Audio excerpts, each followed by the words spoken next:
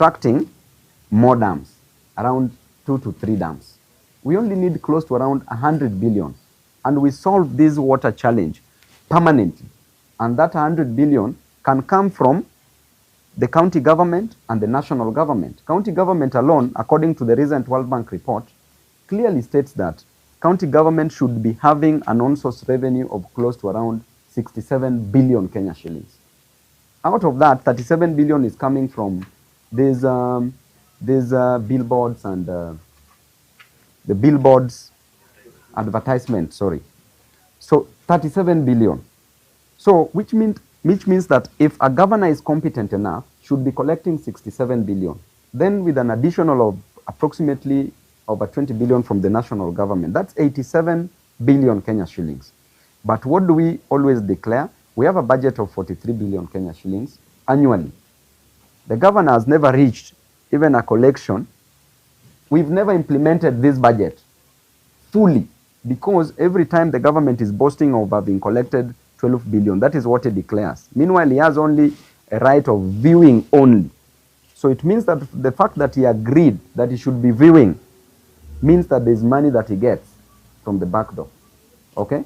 So this Nairobi is a graveyard of corruption. All these things which are being introduced is just about corruption.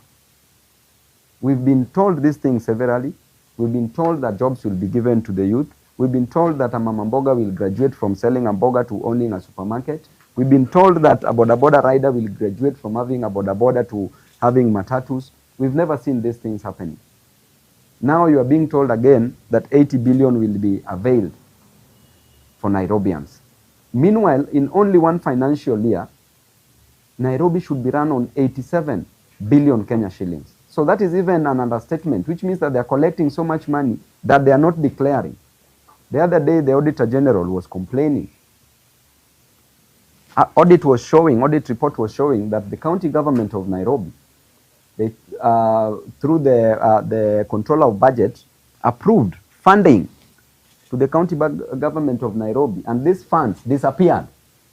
Actually, they're even using private companies to siphon these monies. 150 million disappeared. I hope you saw that. It was everywhere. So what does that tell you about the state of our county? So what was your last question? Okay. Yeah, one question. Yes. You've expressed your dissatisfaction with both the national and the county government in terms of governance. Yes. What would be the solution for the remaining 1 year for the election? What would you prescribe?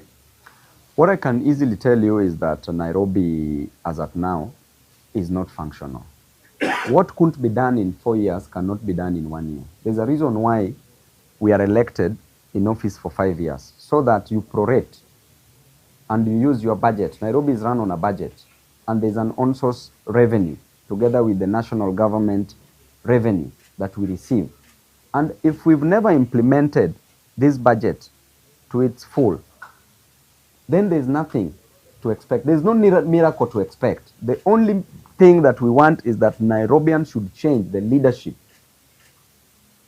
of Nairobi, so that when we come in, we deliver these services.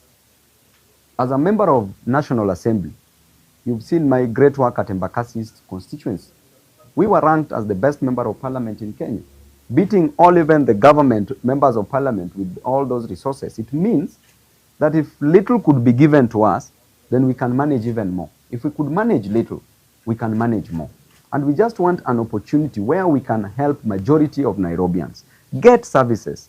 We want to create an enabling environment for even Nairobians to do business. This idea of making these licenses too expensive, exorbitant, for no reason. You are even getting little revenue. When you go by the demand and supply curve, you'll get little revenue, because when you put the values to be so high for licenses, then it means the demand will be low. People will be starting their own businesses without even taking licenses. But when the prices are low, the demand will be so high. So Nairobi needs brains, not the impulse. Yes, Mudoka.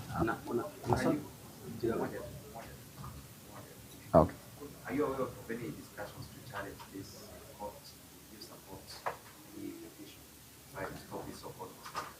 Of course, there should be no illegality in running a government, a county government, a national government. This is an illegality. An illegality has been committed. So definitely I would support any petition that is taken before any competent court of law so that Nairobians can be given what rightfully belongs to them. Nairobi has money because governor has been collecting money. Where is this money going to? He's only celebrating that I've served now 60 million plays. Honestly. Do we want to, what is happening with this Nairobi? Eh? As we feed the stomach, we need to feed the brains because we need to feed the governor's brains because he's confused.